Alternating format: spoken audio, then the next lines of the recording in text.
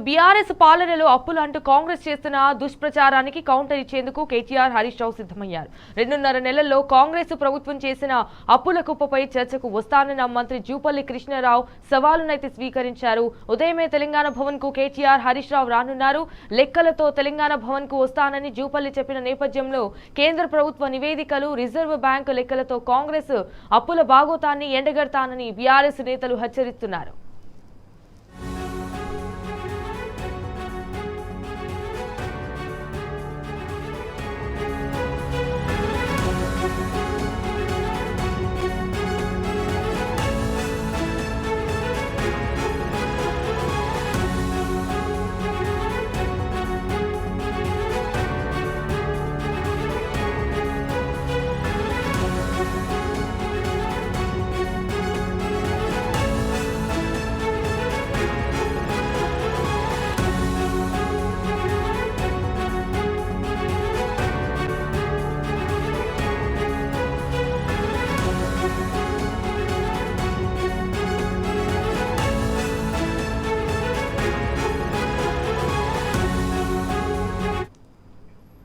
BRS పాలనలో అప్పులంటూ కాంగ్రెస్ చేసిన దుష్ప్రచారానికి counter ఇచ్చేందుకు కేటీఆర్ హరీష్ రావు సిద్ధమయ్యారు.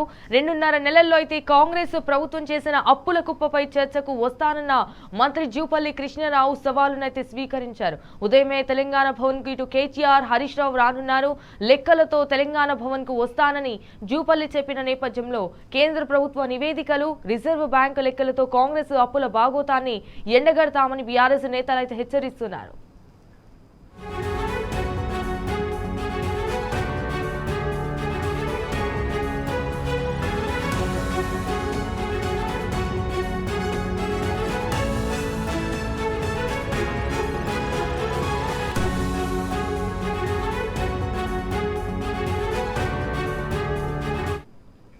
రైట్, ఇక ఇది విషయానికి సంబంధించి మరిన్ని డీటెయిల్స్ మా ప్రతినిధి లివిల్ రెడ్డి ఫోన్ ఇన్ ద్వారా అందిస్తారు. రైట్, లివిల్ రెడ్డి చెప్పండి, వాట్స్ ద అప్డేట్స్? రాష్ట్ర ప్రభుత్వం దాదాపు 3 సంవత్సరాలు కావస్తుంది. ఇప్పటికీ 3.5 నుంచి 4 లక్షల కోట్ల అప్పు తీసుకొచ్చింది. దీంతో ఈ రాష్ట్ర ప్రభుత్వం పూర్తిగా దివాలా తీసినట్లు ఇవాళ ప్రధానంగా అర్థమవుతుంది. ఈ నేపథ్యంలోనే పదే పదే కాంగ్రెస్ ప్రభుత్వం, ముఖ్యమంత్రితో పాటు మంత్రులు కూడా నాటి బీఆర్ఎస్ ప్రభుత్వం అప్పుల కుప్ప చేసింది, అప్పులు చేసి వాళ్ళ రాష్ట్రాన్ని దివాలా తీసిందని చెప్పేసి మాట్లాడుతున్న నేపథ్యంలో నిన్న మరొకసారి మొన్న ముఖ్యమంత్రి, నిన్న మాజీ ఏదైతే మంత్రి జూపల్లి కృష్ణారావు మరొకసారి నిన్న మాట్లాడుతూ నేను లెక్కలతో సహా అప్పుల కుప్పగా చేశారు గత ప్రభుత్వం అని చెప్పేసి చెప్పిన నేపథ్యంలో సవాల్ చేశారు. ఆ సవాళ్లు స్వీకరిస్తున్నామని కేటీఆర్, ఇటు హరీష్ రావు ఇద్దరు కూడా సవాల్ స్వీకరించారు. మరి కాసేపట్లో తెలంగాణ భవన్కి వస్తాం, నువ్వు లెక్కలతో రా, మేము కూడా లెక్కలతో వస్తామంటూ కూడా మరొకసారి సవాల్ చేశారు. ఈ నేపథ్యంలోనే ఒక ఆసక్తికరమైన చర్చకు దారితీసింది. ప్రధానంగా జూపల్లి కృష్ణారావు ఆనాడు బీఆర్ఎస్ ప్రభుత్వంలో సైతం 5 సంవత్సరాలు మంత్రిగా వివరించారు. ఆనాడు అనేక కార్యక్రమాలకు శ్రీకారం చుట్టిన ప్రతి క్యాబినెట్ లో ఆయన ఉన్నారు. ప్రతి విషయంలో కూడా ఆయన ఆనాడు బీఆర్ఎస్ పార్టీ అధినేత కేసీఆర్ తెలంగాణ స్వస్థ సాధకుడు, స్వామికుడు చేసిన అనేక అభివృద్ధి కార్యక్రమాల్లో పాల్పంచుకున్నారు. ఆనాడు ఏదైతే ఇదే కొల్లాపూర్ నియోజకవర్గానికి పెద్ద ఎత్తున నిధులు తీసుకుపోయి అభివృద్ధి సంక్షేమ కార్యక్రమాలు స్వీకారం చుట్టారు. కానీ అవన్నీ ఏది పట్టనట్టు ఇవాళ ప్రధానంగా మళ్ళీ నాటి బీఆర్ఎస్ ప్రభుత్వం పైన, నాటి ముఖ్యమంత్రి కేసీఆర్ పైన అవాకులు చవాకులు పెంచడంపై ఆగ్రహం వ్యక్తం చేశారు. ఇప్పటికైనా మీరు చర్చకు వస్తే లెక్కలతో సహా మేము కూడా వస్తాం, మీరు రండి తెలంగాణ భవన్ కంటూ కూడా సవాల్ చేశారు. ఏదైతే కేంద్ర ప్రభుత్వ నివేదికలు, రిజర్వ్ బ్యాంక్ లెక్కలతో సహా అప్పుల భాగవతాన్ని ఎండకడతామంటూ కూడా బీఆర్ఎస్ నేతలు అటు హరీష్ రావు, కేసీఆర్ ఇద్దరు కూడా సిద్ధమయ్యారు. ఏదైతే అనేక సందర్భాల్లో స్వయంగా ఆనాడు ఎంపీగా ఉత్తమ్ కుమార్ రెడ్డి పార్లమెంట్ లో అడిగిన లెక్కలకు సైతం ఆనాడు పార్లమెంటు జవాబిచ్చింది. కేవలం అప్పుడు 2022లోనే 2 లక్షల పైసలు కోట్ల అప్పులు మంజూరు చేసిందని చెప్పింది.